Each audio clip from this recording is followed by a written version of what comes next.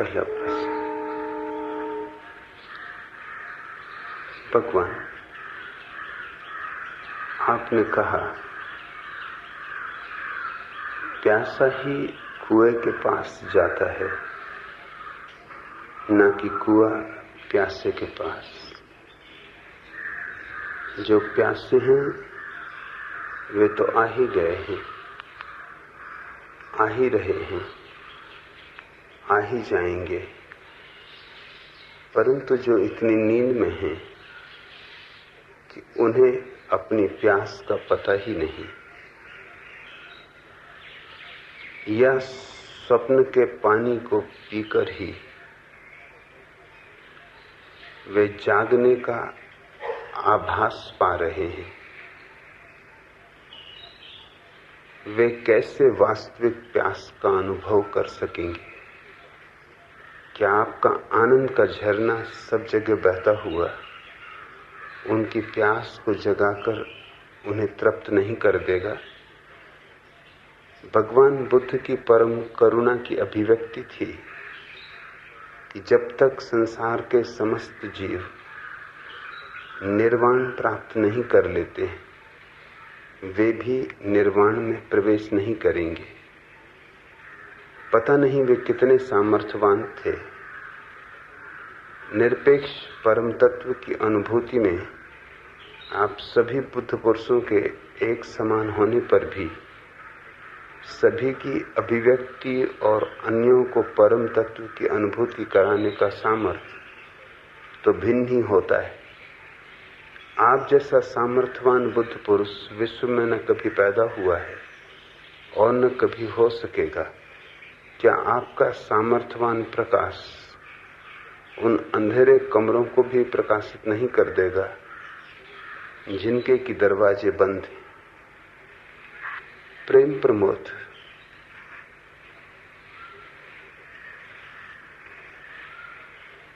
पहली तो बात यह है कि गौतम बुद्ध की यह घोषणा कि जब तक सभी जीव निर्वाण को उपलब्ध नहीं हो जाते तब तक वे निर्वाण में प्रवेश नहीं करेंगे, कपोल कल्पित है, एक कहानी मात्र। और बुद्ध की मृत्यु के कोई 1000 साल बाद गढ़ी गई कहानी प्रीतिकर लगती है, सुंदर भासती है, सोए हुए लोगों के हृदय को सांत्वना देती मालूम पड़ती है, पर सत्य नहीं है। निर्वाण में कोई अपने प्रवेश को रोक नहीं सकता है।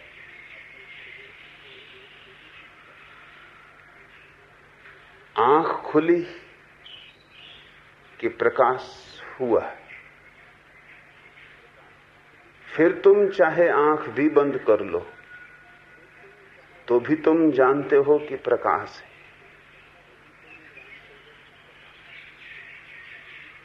निर्वाण का अनुभव ऐसा कोई अनुभव नहीं है कि कोई चाहे तो प्रवेश करे और चाहे तो ठहर जाए। और यह कहानी बुद्ध की जीवन धारणाओं से मेल भी नहीं खाती। बुद्ध का अंतिम वचन था जब उनके शिष्य रोने लगे, जो कि स्वाभाविक था।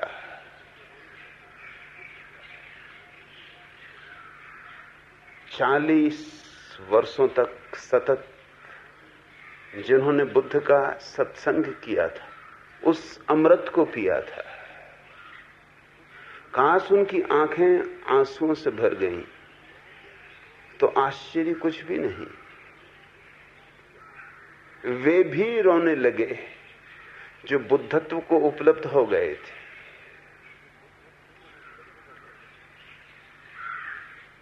उनके हृदय भी आंसुओं से भर गए। यह विदाई कठिन थी। जब बुद्ध ने कहा अब मैं विदा होता हूं और मेरी अंतिम घड़ी आ गई, तो आनंद भी रोने लगा। बुद्ध ने कहा आनंद रो मत। औरों से भी कहा कि रो मत। आनंद ने कहा कैसे न रोएं, कैसे रोने को रोकें। यह हमारे बस की बात नहीं, ये अनिवार्य है। इतना प्रेम पाया, इतना अमृत पिया, यह कृतज्ञता स्वाभाविक है, ये धन्यवाद है, ये हमारे आंसू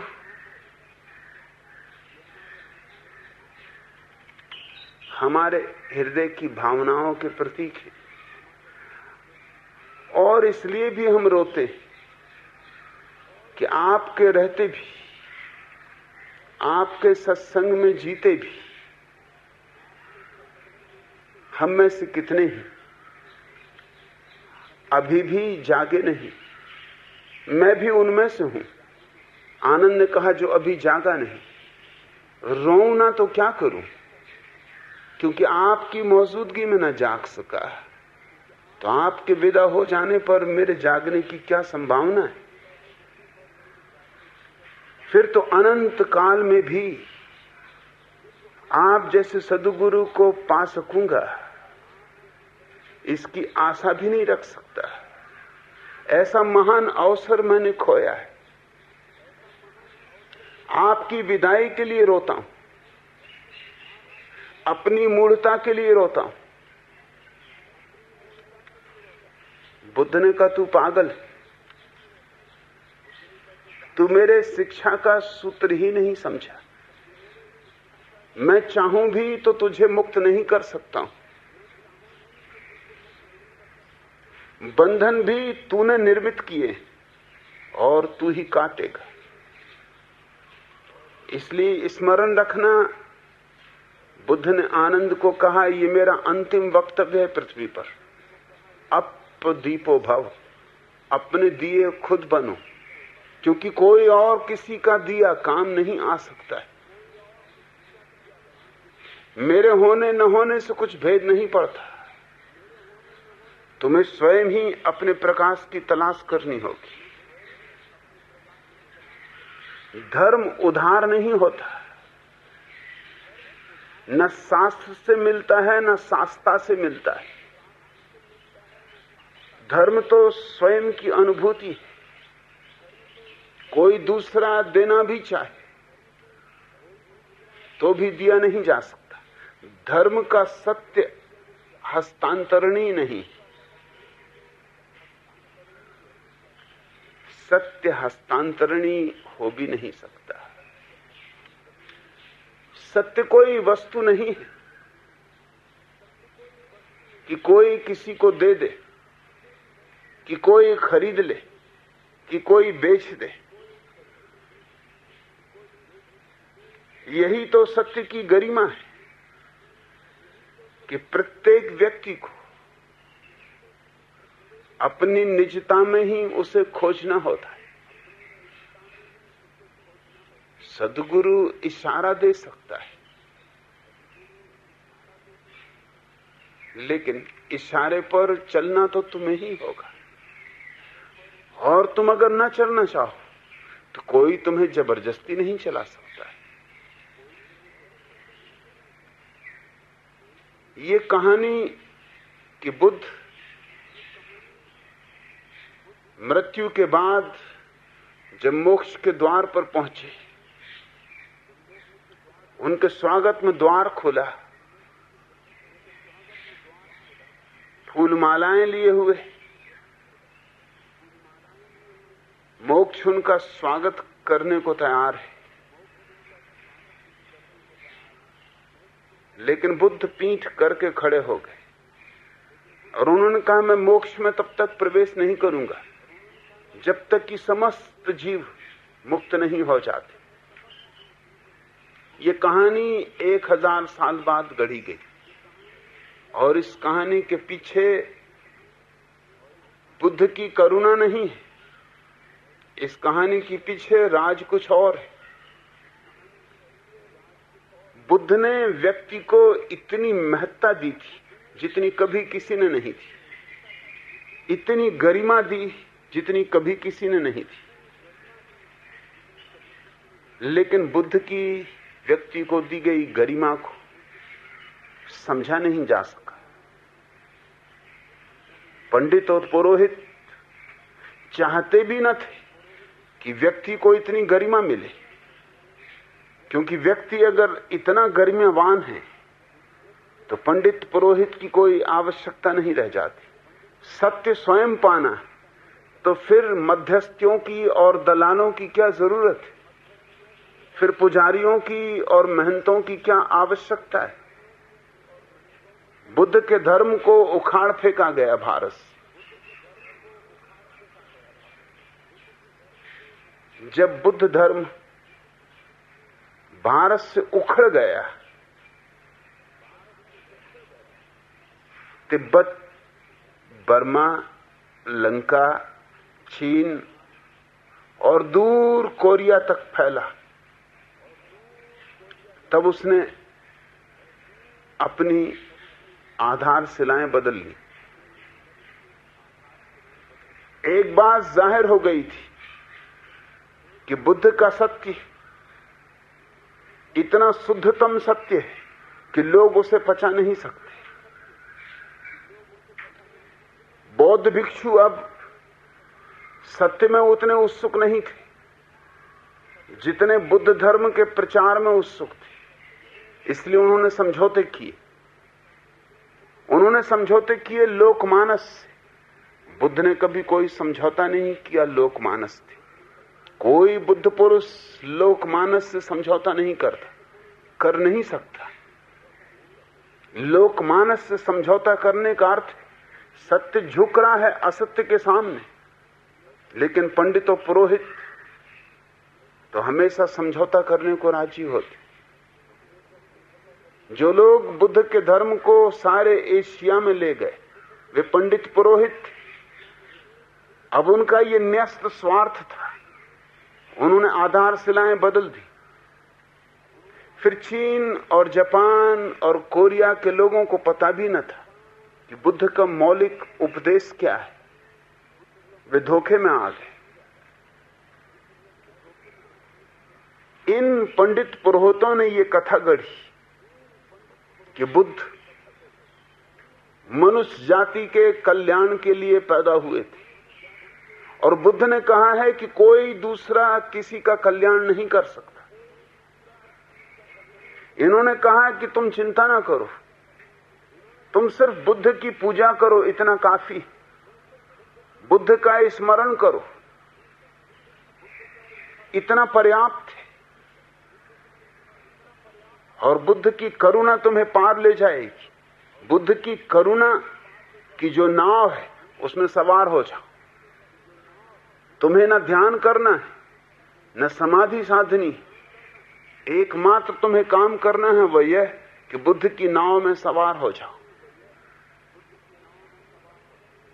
इन पंडित पुरोहितों ने ये कथा गढ़ी कि बुद्ध अभी मोक्ष के द्वार पर खड़े हैं, तुम्हारी प्रतीक्षा कर रहे। वे तब तक प्रवेश न करेंगे जब तक कि तुम्हें प्रवेश न करवा दें। वे समस्त प्राणियों को मोक्ष में ले जाएंगे, तब अंततः अंतिम व्यक्ति की तरह मोक्ष में प्रवेश करेंगे। लोकमानस को ये बात प्रीतिकर लगती है कि बुद्ध हमारे लिए रुके, कि हमें कुछ करना नहीं, सिर्फ बुद्ध का गुणगान करना, स्तुति गानी। बुद्ध का धर्म प्रार्थना का धर्म नहीं था, लेकिन बुद्ध के अनुयायियों ने उसे प्रार्थना का धर्म बना दिया। बुद्ध के धर्म में भगवान का कोई स्थान ही न था। बुद्ध का धर्म निरीश्वरवादी धर्म, उसमें कोई सृष्टा नहीं, कोई भगवान नहीं। लेकिन बुद्ध के पंडित पुरोहितों ने बुद्ध को ही, बुद्ध की प्रतिमा को ही मंदिर में विराजित कर दिया। बुद्ध की सुनी होती तो बुद्ध के नाम से कोई मंदिर नहीं बन सकता था, कोई मूर्ति नहीं बन सकती थी, पूजा का कोई आधार न था, प्रार्थना का कोई उपाय न था। लेकिन ये लोकमानस से समझौता किया, झूठ से समझौता किया। और जब भी तुम झूठ से समझौता करोगे तो निश्चित ही इस बात को स्मरण रखना, सत्य पूरी तरह तिरोहित हो जाएगा। सत्य आंशिक रूप से नहीं बचता है, या तो पूरा या बिल्कुल नहीं। और जब भी तुम सत्य के साथ असत्य को मिलाओगे तो जीत असत्य की हो जाएगी, सत्य तो तिरोहित हो जाएगा। सत्य को तुम थोड़ा बहुत नहीं बचा सकते। इसलिए मैं इस कहानी से राजी नहीं हूं। ये बातें छोड़ो कि किसी की करुणा से तुम बच सकोगे, ये बेईमानी, ये अपने साथ बेईमानी। इसका तो ये अर्थ हुआ कि तुम्हारी कोई स्वतंत्रता नहीं, बंधे हो शायद ये भी किसी और के कारण, छूटोगे ये भी किसी और के कारण। तो तुम कौन हो? तुम हो या नहीं? तुम्हारी कोई सत्ता है या नहीं? तुम्हारी कोई गौरव, तुम्हारी कोई गरिमा है या नहीं? तुम्हारी कोई निजता है या नहीं? तुम्हारे पास आत्मा भी है या नहीं? कोई तुम्हें बांध देता है तो बंध जाते, और कोई तुम्हें छुड़ा देता है तो छूट जाते, और फिर किसी ने बांध दिया तो क्या करोगे? फिर बंध जाओगे। मैं व्यक्ति की परम स्वतंत्रता में भरोसा करता हूं, इसलिए मैं ये नहीं कह सकता कि मैं तुम्हें मुक्त करा दूंगा। ये बात ही बेमानी।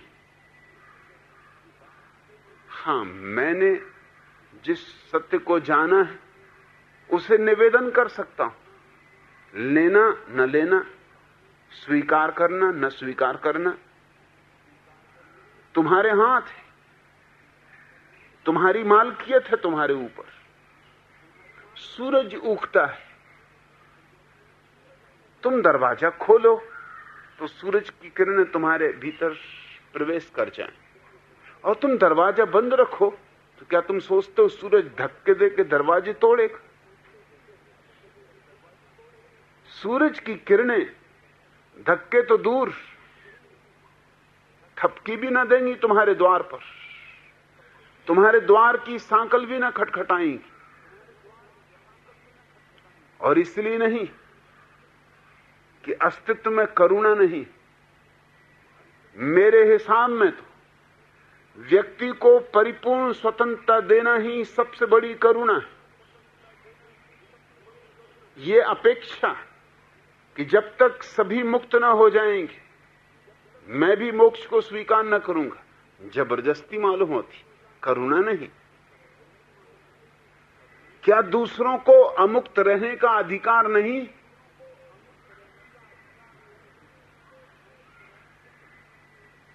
फिर स्वतंत्रता का अर्थ क्या है? और ये कैसा मोक्ष जो एक आदमी की जबरदस्ती से लेना ही पड़ेगा।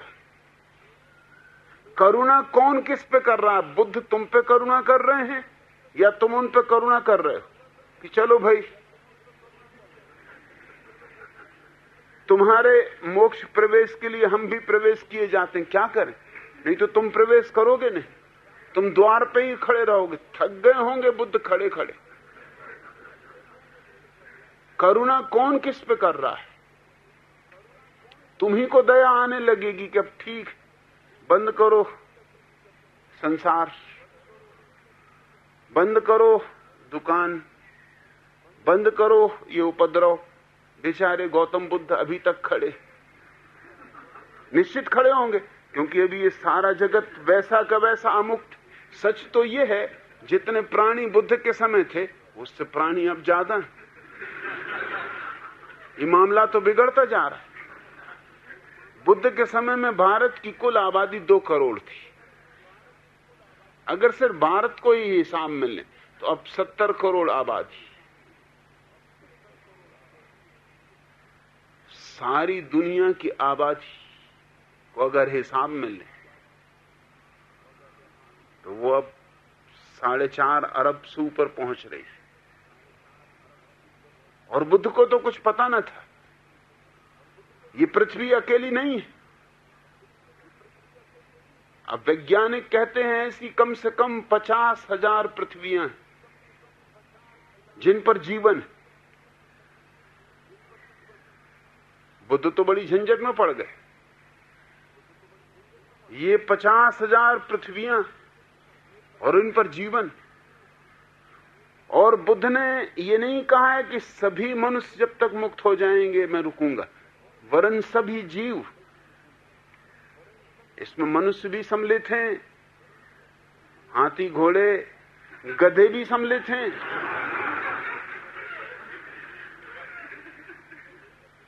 इसमें बंदर भालू तोते कौवे, इसमें मक्खी मच्छर,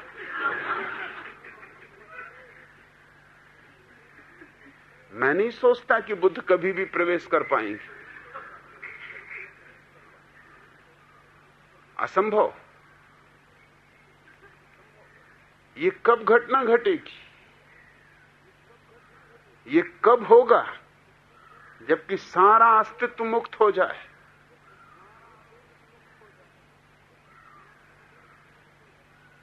करुणा तुमको उन पे करनी पड़ेगी, मगर तुम्हारी करुणा से भी कुछ होगा नहीं। मच्छर वगैरह इतने करुणावान नहीं। मैं सारनाथ में बौद्ध भिक्षु जगदीश काश्यप के घर मेहमान था। सारनाथ में इतने बड़े मच्छर,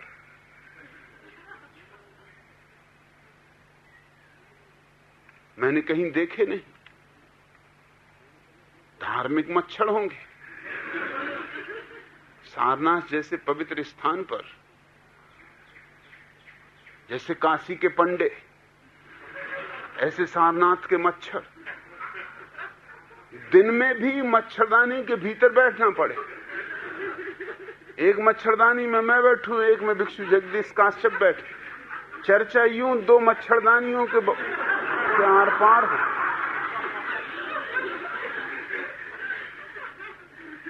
मैंने जगदीश काश्यप को कहा कि अब मैं समझा एक राज की बात। उन्होंने कहा कौन सी राज की बात? मैंने कहा बुद्ध 42 वर्ष तक यात्रा किए बिहार की। कई स्थानों पर 20 बार गए, कई स्थानों पर 30 बार गए, कई स्थानों पर 40 बार गए। सारनाथ सिर्फ एक ही बार आए। मैं सदा सोचता था कि बात क्या है। एक ही बार आए और एक ही दिन रुके।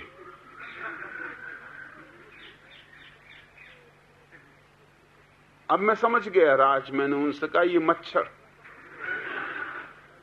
और मैं भी अब दोबारा आने वाला नहीं हूं, और मैं दोबारा गया भी नहीं। दिन भर मच्छरदानी में बैठना पड़े। मच्छर जिंदा बुद्ध पे दया नहीं किए तो तुम सोचते हो मरे बुद्ध पे दया करेंगे? मच्छर फिक्र करेंगे इसकी कि ये बेचारा रुका है, वो तो कहेंगे अच्छा ही है रुका है।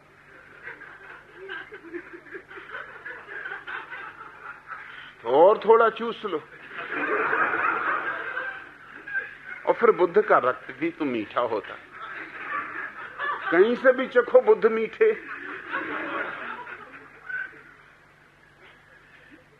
इस तरह की कहानियां लोकमानस को भरमाने के लिए गढ़ी गई। और सभी धर्मों ने गढ़ी। बुद्ध के धर्म में तो ये बात बिल्कुल अप्रासंगिक है, बिल्कुल ही बुद्ध की जीवन दृष्टि से मेल नहीं खाती। करुणा का अर्थ एक ही हो सकता है कि जो मिला है जिसे वह निवेदन कर दे, नहीं कि थोपे, नहीं कि जबरदस्ती करे। अच्छे आदमियों के भीतर भी जबरदस्ती करने का गुण होता है, ज्यादा ही होता है। बुरा आदमी तो थोड़ा डरा होता है, थोड़ा भयभीत होता है कि बात बुराई की, थोड़ा अपराध भाव होता। अच्छे आदमी का अहंकार तो खूब प्रगाढ़ हो जाता, वो तो एकदम किसी की भी गर्दन पकड़ने को तैयार रहता। साधु संत तथाकथित जिनको तुम अच्छे आदमी कहते हो, ये मौका भर पा जाएं कि तुम्हारी गर्दन दबा सकते हो तो फौरन दबाएंगे, तुम्हारी निंदा कर सकते हो तो फौरन करेंगे, तुम नारकी हो, पापी हो, ये बताने का अवसर ये न छोड़ेंगे, क्योंकि वही बताने से इनके पुण्यात्मा होने का और स्वर्गीय होने का निर्णय होता है।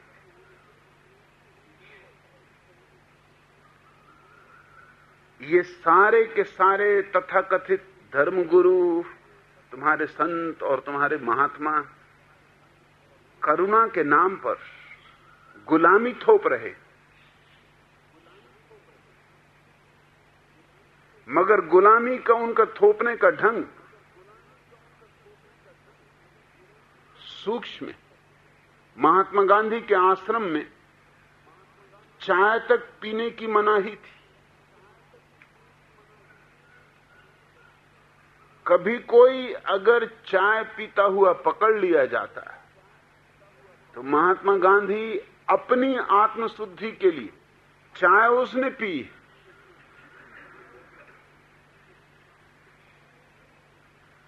अब तुम स्वभावतः कहोगे कि महाकरुणा की बात हो गई, चाय उसने पी है, आत्मा उसकी अशुद्ध हुई।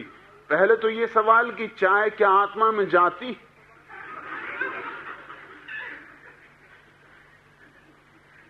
चमत्कार कि चाय और आत्मा में चली जाए, शरीर में जाएगी और निकल जाएगी। आत्मा तो अछूती ही रहेगी। मगर नहीं,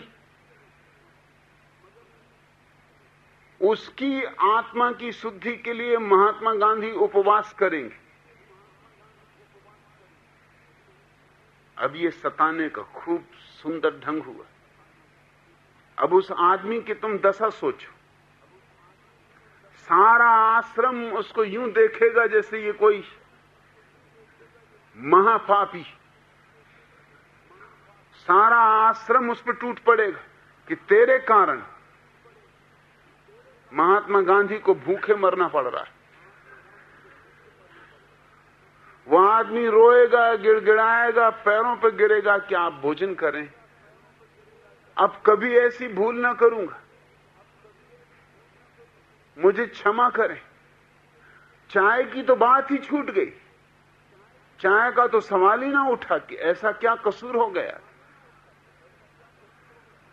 वो तो गौण हो गई बात। असली सवाल अब ये हो गया कि महात्मा गांधी को कैसे भोजन कराया जाए, कहीं ये मर ना जाएं। अगर ये मर जाएं तो उस चाय पीने वाले को जीवन भर के लिए ये भाव रहेगा कि मैं हिंसक हूं, कि मैंने हत्या कर दी। ये भी खूब तरकीब हुई दूसरे आदमी को शुद्ध करने की, मगर खूब जबरदस्ती हुई। अहिंसा के नाम पर खूब हिंसा हुई। और स्वभावतः अब वो क्या दलील करे और क्या तर्क करे, दलील तर्क का कोई सवाल ना रहा, विचार विमर्श का कोई उपाय ना रहा।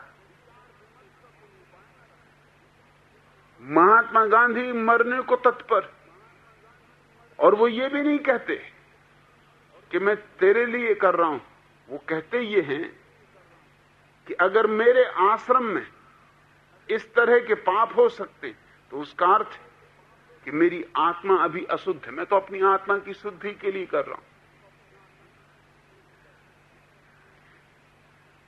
उनकी आत्मा की शुद्धि के लिए वो उपवास कर रहे हैं। इसका अर्थ यह हुआ कि अगर सारा आश्रम उनके अनुसार चले तो ही उनकी आत्मा शुद्ध है। उनकी आत्म शुद्धि एक तरह का अधिकार बन गया, एक तरह की तानाशाही बन गई।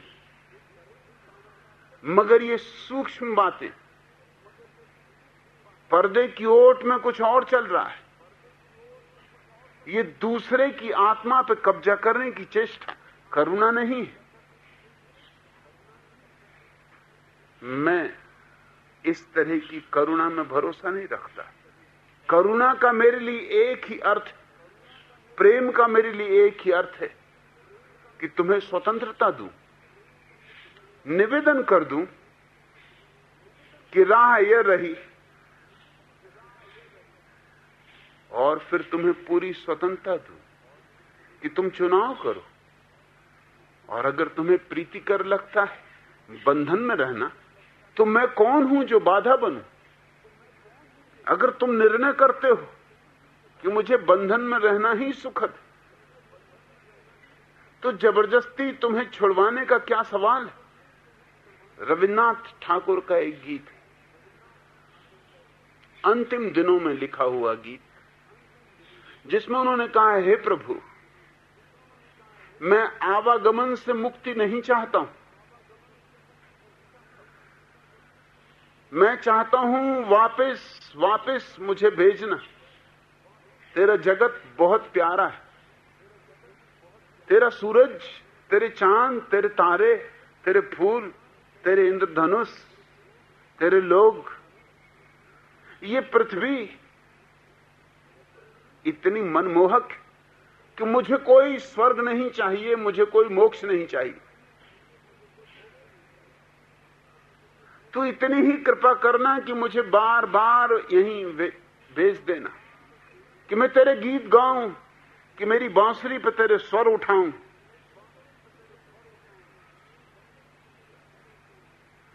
अब बड़ी मुश्किल खड़ी होगी। बुद्ध खड़े हुए हैं मोक्ष के द्वार पर। रविन्द्रनाथ कहते हैं मुझे वापस यहीं भेजना। अब संघर्ष छिड़ेगा रविन्द्रनाथ में, बुद्ध में। बुद्ध कहेंगे मुक्त होना ही पड़ेगा, नहीं तो मैं यहां खड़ा हूं दरवाजे पर, कुछ मेरी सोचो। और तुम ये क्या प्रार्थना कर रहे हो कि वापस वापस मुझे भेजना?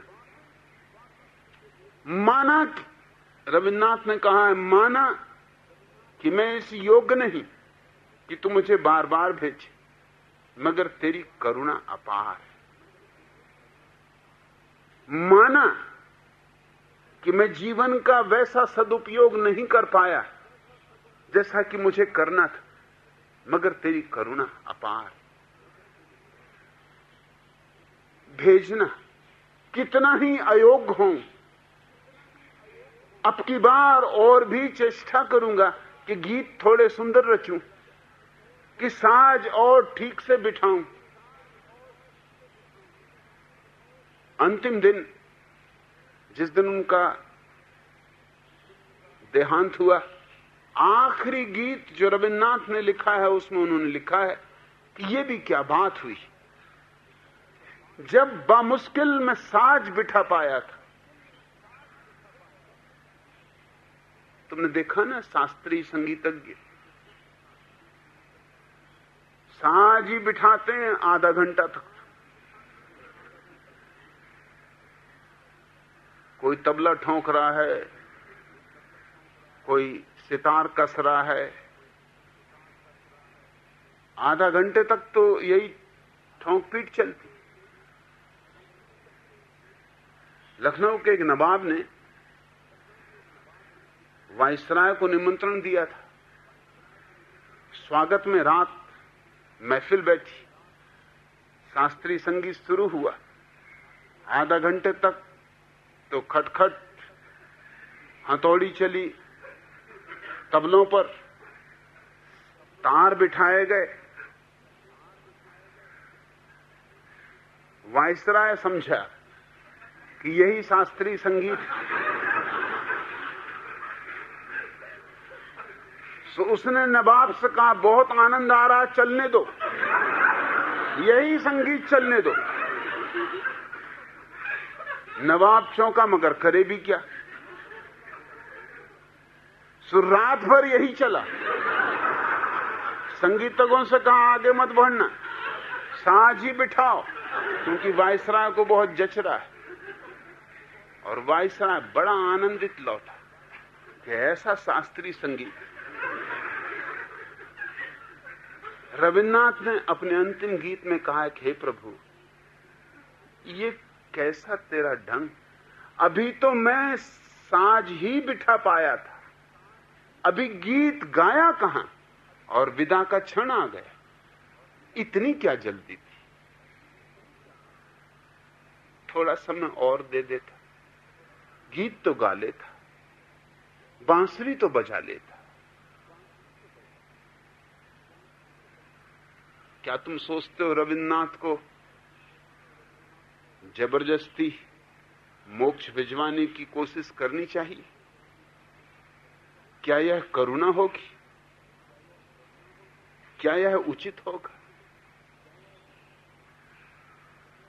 अगर रविन्द्रनाथ को यही प्रीति करे तो यही उनके लिए मोक्ष है। इनको जबरदस्ती मोक्ष में भेज देने से मोक्ष भी नरक जैसा मालूम पड़ेगा। इस सूत्र को याद रखो कि जबरदस्ती अगर तुम्हें स्वर्ग में भी भेज दिया जाए तो स्वर्ग कारागृह हो जाएगा। और अगर तुम अपनी मौज से, अपनी स्वेच्छा से, अपने चुनाव से नरक में भी जाओ तो नरक भी स्वर्ग हो जाएगा। सवाल स्वर्ग और नरक का है ही नहीं, सवाल है स्वतंत्र चुनाव का।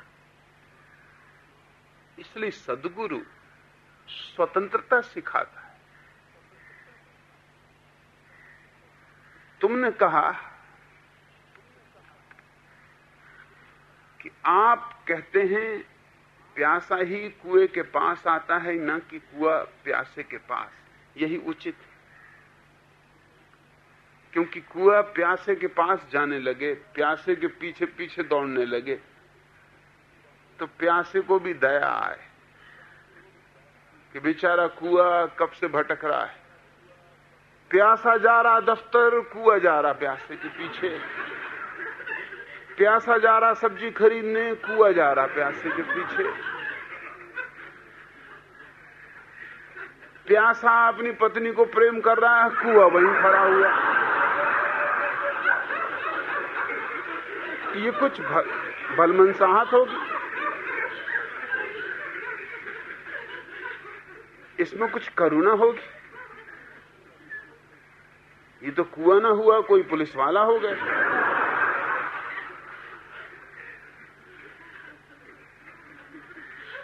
नहीं, उचित यही है कि कुआं प्यासे के पास न जाए।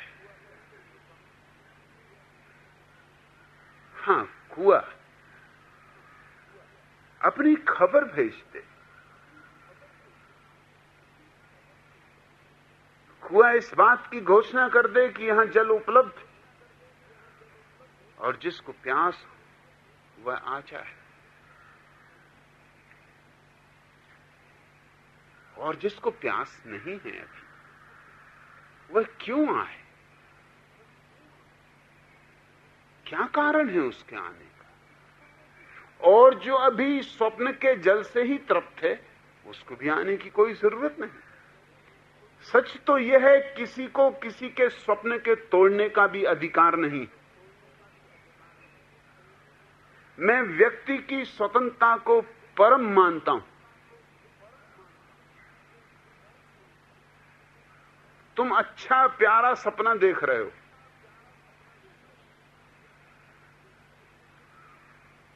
मैं कौन हूं जो तुम्हारे सपने को तोड़ दूं? मेरा क्या हक है? मैं तुम्हें झकझोर दूं और तुम्हारे सपने को तोड़ दूं, इससे सिर्फ तुम मुझ पर नाराज होगे और तुम फिर वापस अपने सपने में गिर जाओगे।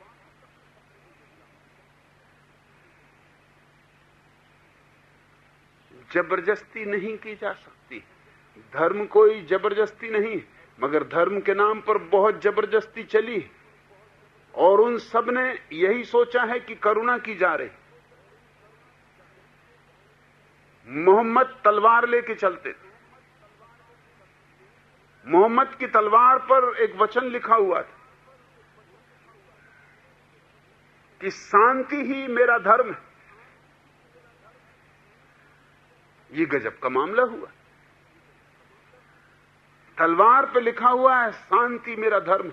इस्लाम शब्द का अर्थ शांति होता है, मगर जितनी अशांति इस्लाम से दुनिया में फैली, शायद किसी धर्म से नहीं फैली।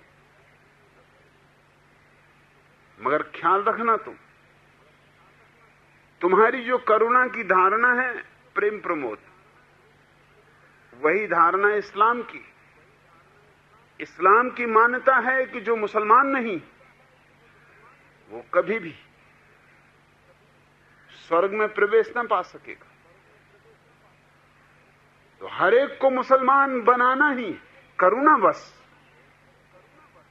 फिर चाहे तलवार ही क्यों ना उठानी पड़े, चाहे जोर जबरदस्ती ही क्यों ना करनी पड़े। हर हाल आदमी को स्वर्ग भेजना है। आज दुनिया में तुम्हें जितने मुसलमान दिखाई पड़ते, इनमें से अधिकतम जबरदस्ती मुसलमान बनाए गए।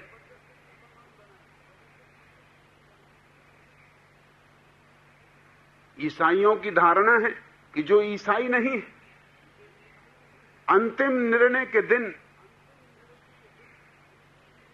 जीसस परमात्मा के साथ खड़े होंगे और अपनी भेड़ों को छांट के अलग कर लेंगे।